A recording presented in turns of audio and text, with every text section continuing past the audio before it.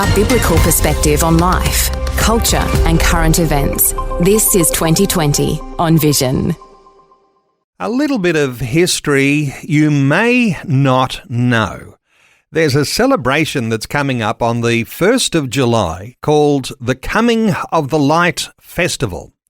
It's celebrated in the Torres Strait Islands, and on the 1st of July each year, they celebrate the arrival of the London Missionary Society in Torres Strait. The London Missionary Society arrived at Ereb, that we might know as Darnley Island, on the 1st of July 1871, and they brought the gospel. They introduced Christianity to the Torres Strait region. Well, Robert Powell is someone who grew up in the Torres Strait and on the mainland. He's part of the Anglican Church and is joining us today to talk about those early days and the things that are coming with the Coming of Light Festival. Hey, Robert, a special welcome along to 2020. Yeah, thanks, Neil. Now, the missionaries reached Darnley Island, or Ereb. Let's talk a little bit of geography here for a few moments, because Darnley Island is closer to Papua New Guinea than it is to Cape York. Give us a little idea about Ereb and Darnley Island as you understand it. Oh, yeah. Darnley Island was earmarked by the London Missionary Society back in England as a forward base. Oh, this is the initial leading up to the missionary coming to Darnley Island. So they could have a forward base to extend the mission into Papua New Guinea. So they chose Darnley Island as a base, as a springboard the mission into Papua New Guinea. So they arrived at Somerset, which was the most forwarded outpost of Queensland in Cape York, on July the 1st, and then I think they went to Darnley Island on July the 2nd, but we celebrate the coming on July 1, which we rounded off back to the 1st of July.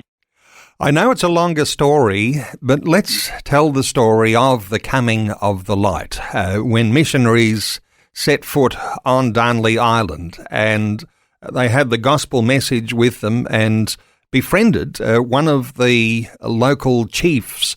Tell us the story. Yeah, some people may not realize, but Darnley Island, before, I think it started in the early 1800s, there were people, Western, Southeast Asian people, European people, Pacific Islanders living on Darnley, because the Great Northern Passage throughout to the Torres Strait, Darnley was on the sea lane. And so we had our exposure to the outside world. So we weren't living in our people, my fathers and grandfathers, they weren't living totally as native. They were they had understanding of the outside world. So when the missionaries came there, they knew that this boat was coming, because they could see the boat coming. And so when the boat arrived there, Dabat was one of the chiefs on Darnley Island. They went and met with the London Missionary Society priests. And then, so they had a discussion, and then they had an idea to invite people to come back the next day. And so they had a communion on the HMAS Surprise, which is the boat for the London Missionary Society. And so one interesting thing is when they sang a hymn, I know what the hymn is, but I don't have it in front of me now. So when they sang a hymn, we got a hill. They were anchored behind a hill called the largest hill on Darnley Island called Lalawa. And somehow the hymn reverberated back from the mountain back onto the ship. And all the chiefs on the island said, well, the island has spoken. And so they accepted Christianity as their faith.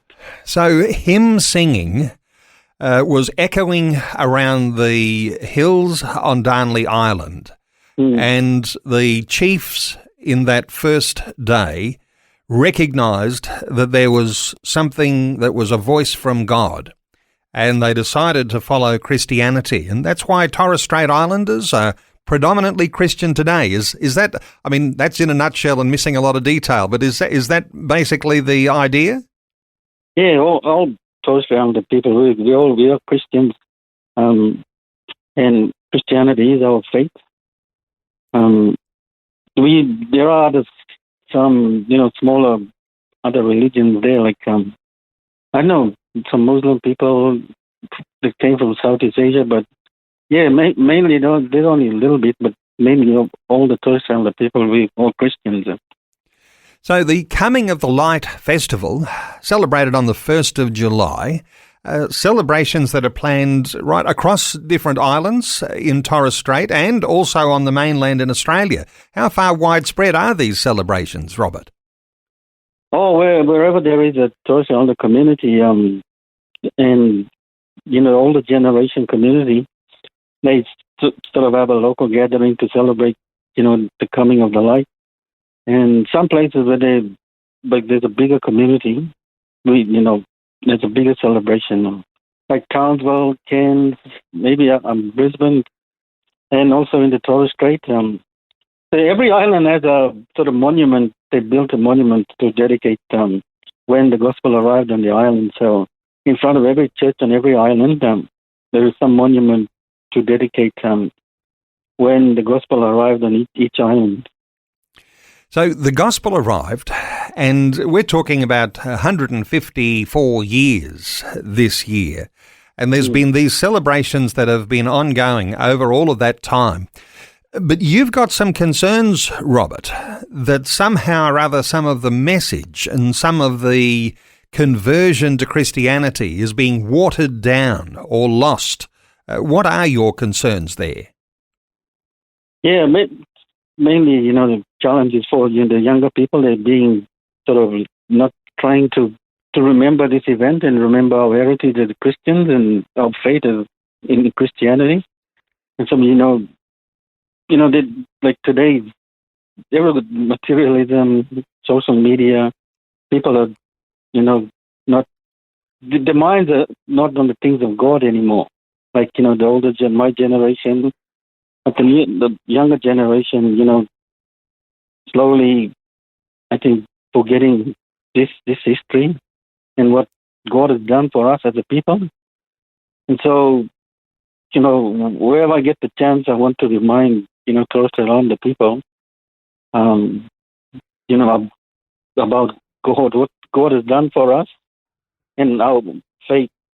Our faith is a Christian faith, and we can't be moved from that. Because if we do, we're gonna feel.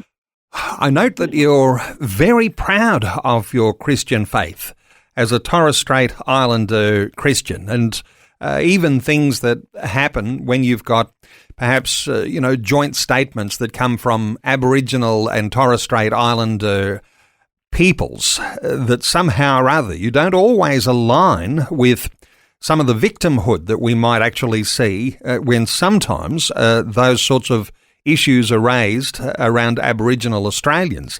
There's a certain sense in which you're very rock solid as Christian believers and you resist any sort of idea of victimhood because you say when the gospel arrived, that actually was a very good thing for the Torres Strait Islands.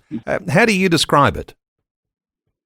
Yeah, it was, like I said, before our parents and grandparents, they embraced Christianity. We weren't forced. It wasn't forced upon us. We wasn't coaxed into it. The government didn't, make us accept it. It was by choice. Our fathers and mothers, they accepted Christianity, and from there, they instilled a value, which was our traditional values as well, sort of complemented. It was the same as the Christian value. Like we have laws in the Eastern Island that say, your hands, do not steal, do not trespass. So we could see the similarity between Christianity and our traditional cultural laws as well. It wasn't hard to make the transition to Christianity. It was just finding Jesus, that Jesus was, and recognizing God as the supreme, as the God. Yep. So God was believed, Almighty God. the way the Christian gospel and what goes along with that is those principles and values that shape an individual and that shape communities and nations. They resounded so much with the leaders in Torres Strait Islander communities that they were able to very easily embrace Christianity, and it's been like your Torres Strait Islander religion ever since that time. And you describe the sort of change as that Torres Strait Islanders are like an example of the power of the gospel of Jesus. What does that look like, do you think, today? Yeah, well, like I said, Christianity affected us in a different way. We embraced it, and the other good side of it is the missionary knew, like spirituality wasn't a component, so they brought in, schools, education, especially they started with theological, training and education, and that led people to have knowledge about governance and other things. So most of the Torres Strait leaders in the Torres Strait, they had Christian backgrounds. And then economic, the Reverend Fred Walker, he knew that spirituality wasn't going to be enough for, islanders in participation in colonization and settlement. So he started, the pearl shell industry, or at least allowing islanders to get their own boats so they can work in the pearl shell industry. And that developed what is now the Island Industry Board. So, and for a way to islanders to sell their pearl shell through that industry, and they could have a market. And everybody, we grew economically. There's an article I found on the Trove website that said, islanders were one of the richest, wealthiest natives in the Pacific, because they were working and getting wages instead of real money, and they were contributing to the national economy. Like some figures from about 100 and something thousand pounds. For about since 1960 up to early 1900s. That was a lot of money. So coupled with the spirituality came along economic benefit as well, participating in capitalism. And islanders had money. We want like living on handouts or ration or anything like that. Wonderful story, Robert. Education takes a hold. Governance is then influenced by those Christian values. Leadership, growing up, understanding who God is, and observance of those things that build culture into a community, that led to trade and prosperity because of the pearl shell industry. And so there's a lot to celebrate coming up on the 1st of July. The Coming of the Light Festival. What sort of things will be done on island communities to celebrate on the day? Oh, people usually, we have church services, people share the history, and then there's a reenactment of how the missionaries came and how certain island communities, met them. And then, we have a big feast and, dancing, traditional dancing, and, just feasting, to celebrate the event. And the dance that we do now, they're not like our dance. We don't dance. All the dances that island people do these days, they're storytelling. There's no ceremonial or dancing to some, something. It's just storytelling. Just because we don't dance to anything. They're not dancing to some sort of animistic spiritual force. They're dancing. No. They're dancing before God, which is a whole dimension in its own right, isn't it? Hey, a wonderful opportunity to talk to you, Robert.